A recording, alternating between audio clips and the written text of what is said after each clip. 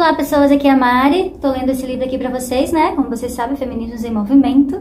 Várias feministas escreveram verbetes sobre vários tipos de feminismos. E hoje, na página 34, lerei pra vocês o texto de Fernanda Martins, Cyberfeminismo. Um pouco sobre o que seria esse tal cyberfeminismo. E daí quem escreveu foi Fernanda Martins, que ela é antropóloga e feminista, tá bom? Dei uma resumida porque o currículo dela é enorme. Então vamos lá. Página 36. A noção do cyberfeminismo nasce atrelado à compreensão de que os acontecimentos no espaço cibernético não têm uma conexão estreita com o que ocorre fora da esfera digital, relacionada ao mesmo tempo com as noções de cyberespaço. Aí aqui tem uma nota de rodapé que eu vou ler agora.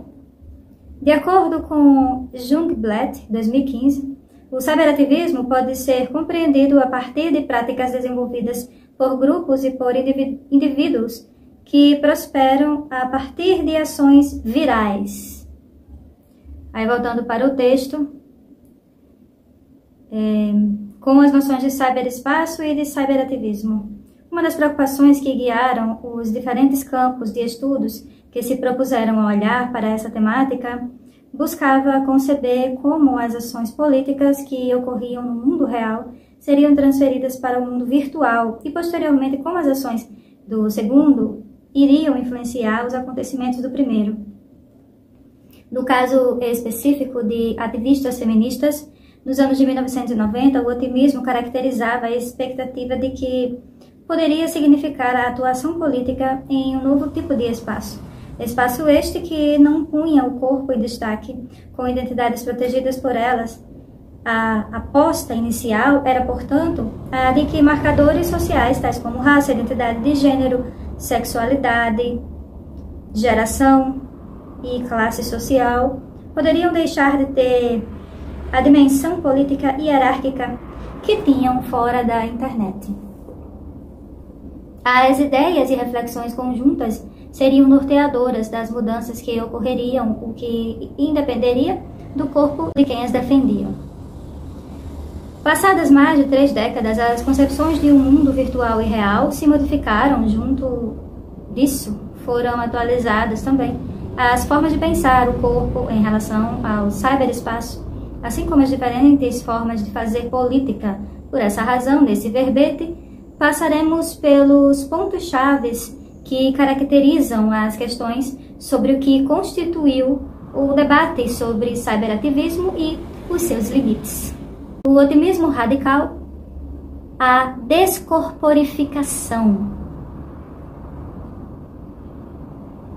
Uma das grandes influências para se pensar a presença das mulheres no espaço cibernético foi Donna Haraway, de 1985.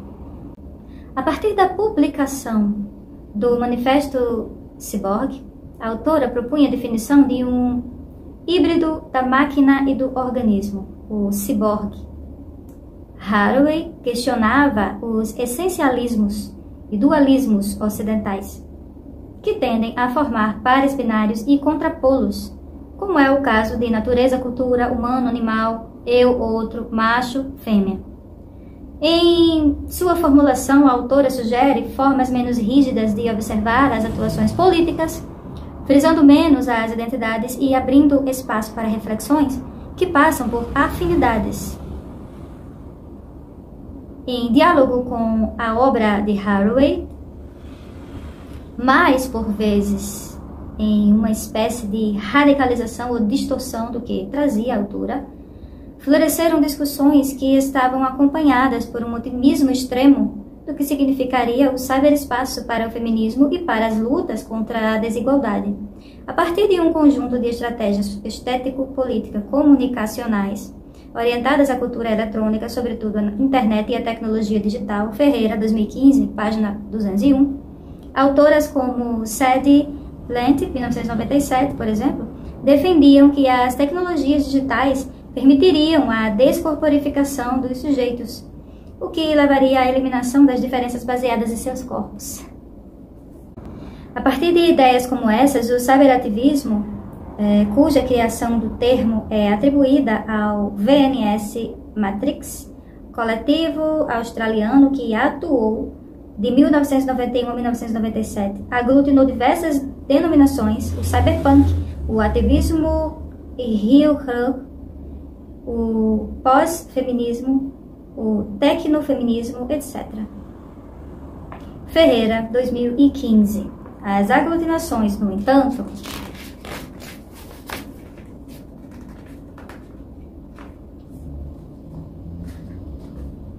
se davam em torno de grupos semelhantes de sujeitos. Ainda que estivéssemos a autora celebrando a possibilidade de a internet significar a superação das desigualdades, as próprias mulheres que podiam fazer uso desse tipo de tecnologia digital pertenciam ao grupo étnico-racial e às classes sociais semelhantes entre si. Nesse sentido, as críticas à noção de cyberfeminismo foram se colocando, o que ocorria também à medida que a internet ia ganhando novos atributos, o que significava que não só os fóruns de texto iam compor essa esfera, mas também imagens e, posteriormente, vídeos. Ela cita aqui Valente Neres, 2019. A partir dos anos de 2000, as análises sobre os espaços online sob uma perspectiva feminista passaram a ser feitas considerando que não era possível falar apenas sobre gênero, era necessário considerar as interseccionalidades entre gênero, raça, sexualidade, geração e classe social. Além disso, o debate que se pautava a princípio nas tecnologias digitais se expandiu para considerar também a presença das mulheres na produção das tecnologias em si. Tais indagações guiaram reflexões sobre se havia ou não um cyberespaço, o que demandaria questionamentos em torno do que significaria, diante disso, o cyberativismo em geral, o cyberfeminismo em particular. A formação de novos modos de fazer política, o retorno do corpo. Outro ponto, a gente vai entrar agora. As mudanças na esfera online, articuladas com as alterações no modo de fazer política de forma mais ampla, trouxeram à tona a perspectiva de que, se os sujeitos passaram a produzir as tecnologias, passaram também a ser produzidos por ela. A baixa eficácia de considerar ambas as esferas como universos separados foi se mostrando de forma cada vez mais nítida. Para a australiana Judy Wachman, 2010, as tecnologias surgem porque escolhemos desenvolvê-las fazendo assim parte do tecido social. Se não parte do social, afirma Mariana Valente e Natália Neres, 2019, não há como pensar sobre elas sem considerar a generificação das relações e dos artefatos. Larissa Pelucci, 2015, adiciona que, ao estarmos imersas ou nas esferas digitais, não há como fazê-lo sem dialogar, mesmo que isso signifique tentar rompê-los com valores da sociedade na qual estamos inseridas, o que inclui também valores raciais e étnicos. A criação de perfis em plataformas sociais, os relacionamentos afetivos sexuais iniciados em aplicativos ou avatares que construímos para nos representar nas redes trazem nosso corpo à tona. Esses corpos se produzem também a partir da coleta de dados, seja pelo Estado ou pelo setor privado. As leituras de nossos comportamentos por algoritmos e redes sociais, a consolidação de movimentos sociais por meio de conexões online, produzindo novos movimentos ou fortalecendo movimentos sociais antigos, o que demonstra outra face dessa construção.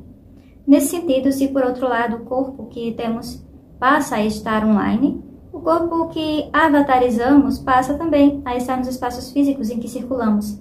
Esse entendimento levou ao que autores como Carolina Pereira, 2008, e Richard Murdoch, 2011, nomearam como o contínuo online e offline. O contínuo nos lembra Valente e Neres, não deve significar não olhar para especificidades de um e outro lugar, nem nos fazer ignorar as conexões dessas esferas que se atravessam. No cenário da construção desses corpos e lutas sociais que fazem uso da atmosfera digital, surgem iniciativas que, junto a outros acontecimentos, como a expansão de coletivos feministas em universidades e escolas brasileiras,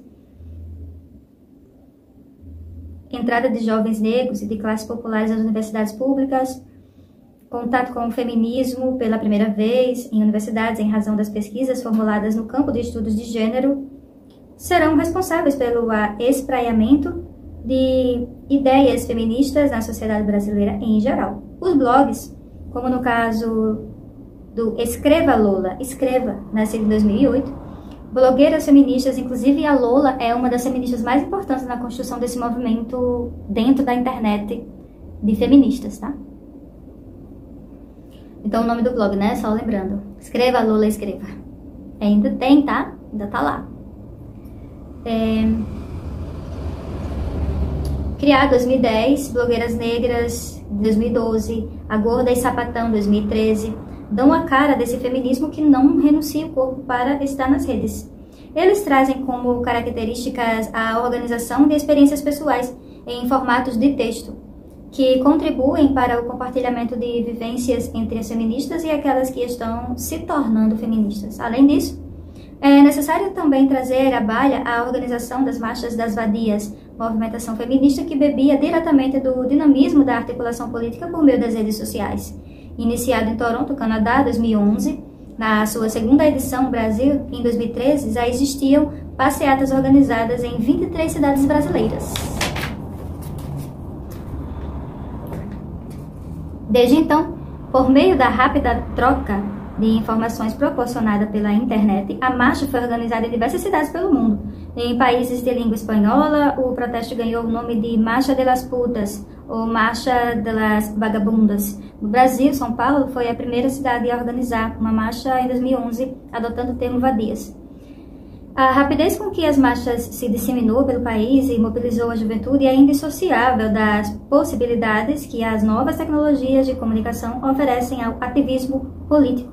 Já em 2012, no segundo ano do advento da Marcha das Vadias, 23 cidades de toda a região do Brasil organizaram protestos usando ferramentas do Facebook, Twitter, YouTube, blogs e e-mails.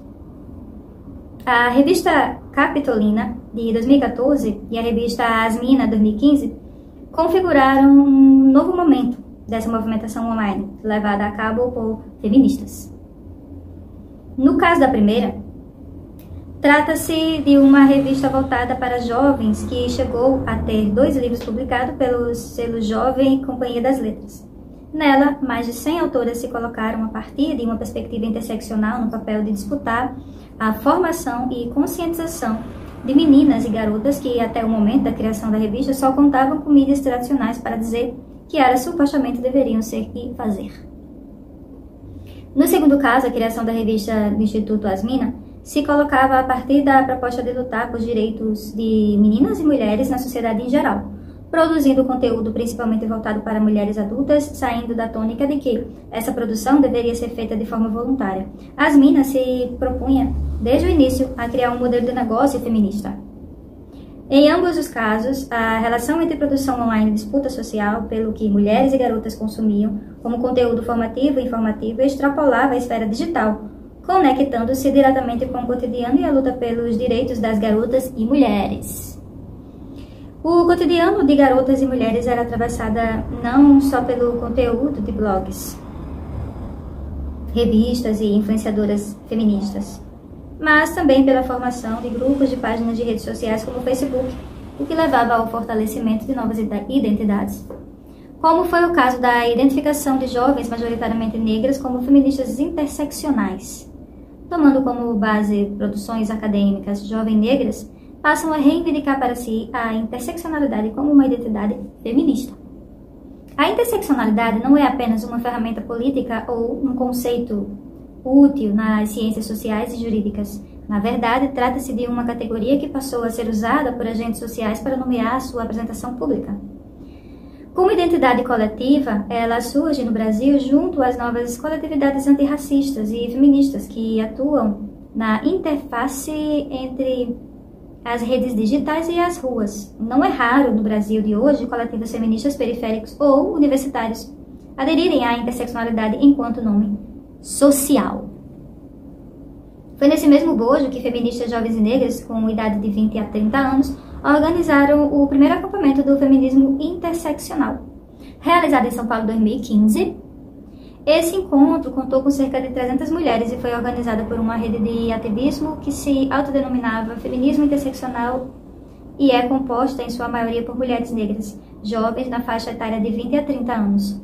Trata-se, de maneira geral, de um grupo de jovens feministas que atua fortemente nas redes sociais, que lhes servem como espaço comunitário de troca de experiências, informação e ideias, tornando-se assim ambiente de formação de identidade coletiva, além de ferramentas para a projeção de objetivos e construção de formas para atuação política. Embora a base dessa rede se constitua no ambiente virtual, as ativistas também promovem encontros presenciais como o Destacado, onde discutem problemas relacionados ao racismo, machismo, homofobia e especialmente a transfobia e a questão da visibilidade lésbica. Essa movimentação conviviam ao mesmo tempo com o blog da Marcha Mundial das Mulheres, criado em 2008, que buscava produzir no virtual mais uma expressão do ativismo que havia nascido em um movimento tradicional. Em 2008, nós, jovens da Marcha Mundial das Mulheres, MMM, criamos o blog da Ofensiva contra a Mercantilização do Corpo e da Vida das Mulheres. Naquele momento, precisávamos de uma forma mais ágil para nos comunicar e nos articular, e para divulgar nossas ações e atividades. Lá, a gente colocou vídeos passo a passo sobre como montar uma batucada, como colar lambe-lambe, etc. Criamos página e grupo de Facebook, perfil Twitter, contas de Flickr, Tumblr. Fizemos nosso próprio site, inauguramos o Boteco das Minas, enfim. Estamos na rede, articulando o mesmo feminismo que marca presença nas ruas, entendendo que o virtual é mais uma expressão do real. E que as novas ferramentas da internet podem servir para potencializar ainda mais a nossa luta. Os exemplos mencionados anteriores, ainda que não sejam exaustivos, lançam luz sobre como as feministas brasileiras de diferentes lugares sociais identitários, pertencentes a movimentos sociais que antecediam as mobilizações online ou que compreendiam a organização feminista, a partir de suas vivências individuais, atuaram nas últimas décadas. Ora produzindo novas formas de fazer política, ora utilizando as redes sociais como artefatos para dinamizar suas atuações. Na terceira década do ano 2000, esses debates abrem outras abas e trazem à tona outros tipos de preocupações. Aí um novo ponto aqui. O contexto brasileiro e as novas abas que se impõem. Até aqui fiz o esforço de conectar produções de intelectuais e acadêmicas brasileiras com o que estava sendo produzido sobre cyberfeminismo em publicações euro-americanas.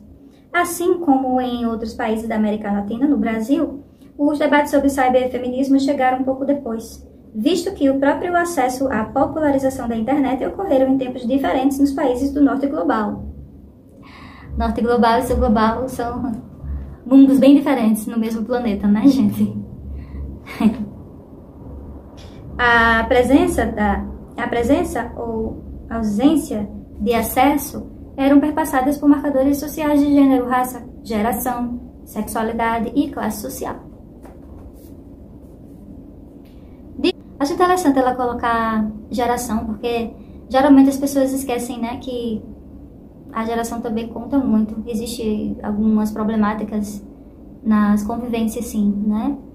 Na convivência entre pessoas mais jovens, mais idosas, né? Sempre tem uma questão ali para prestar atenção, resolver, prestar atenção nos preconceitos, evitar preconceitos, né? A gente sabe que existe isso. Então, acho super importante ela trazer isso, né, das gerações também. Não só classe, raça e gênero. As gerações também é um ponto, né, de análise dentro do feminismo. Dentro da sociedade inteira, né? Mas a gente tá falando de feminismo, aí eu foquei no feminismo, na palavra feminismo, né? Diante disso, ainda que tenhamos identificado o modo como a esfera digital, em conjunção com outras mudanças sociais e políticas brasileiras, se tornou um terreno profícuo para a disseminação de valores e de ideias feministas diversas, não há consenso sobre a constituição de um cyberfeminismo brasileiro. Debate que se dá para além da questão de existir ou não um cyberespaço. Assistimos assim à compreensão de que os espaços online foram alimentados e alimentaram a presença de mulheres e suas ações políticas, o que tem levado à realização de pesquisas sobre projetos de apropriação de tecnologia de informação e comunicação por mulheres, cyberativismo de espaços laboratoriais de computação e ativismo feminista nas redes. E também desenvolvedoras de tecnologia, produção de softwares livres. Os amplos caminhos que podem ser tomados para essa compreensão demonstram a importância de entendermos os usos e o fazer política em cenários e esferas que se dão no contínuo online e offline. Antes de finalizar, no entanto, é essencial frisar como, na última década, as preocupações em torno não só dos usos políticos feitos por usuários, os de plataformas, mas também como os corpos de usuárias.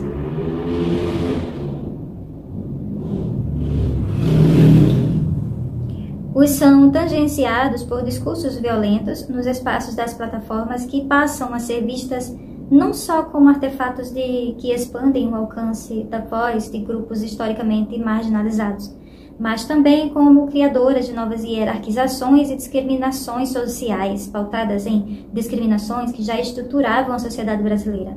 Aqui abre-se, portanto, um paradoxo. Nossas vozes alcançaram a população em geral, mas descobrimos, paralelamente, outras facetas violentas agindo sobre os mesmos corpos que passaram a ter suas vozes ouvidas. Nesse contexto, questiono quais os limites de atuação nas plataformas em particular e na internet em geral. O que necessitamos para atuar sobre as plataformas digitais e, ao mesmo tempo, sobre o poder público que decide o futuro do ecossistema digital do Brasil? O quanto as feministas em geral têm aceitado esse desafio?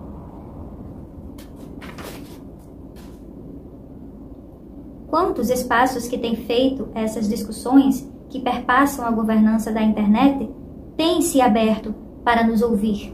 Ótimas perguntas, né? Aí tem uma página aqui só de referências, muitas referências. E hoje fico por aqui. Terminei o verbete sobre cyberfeminismo.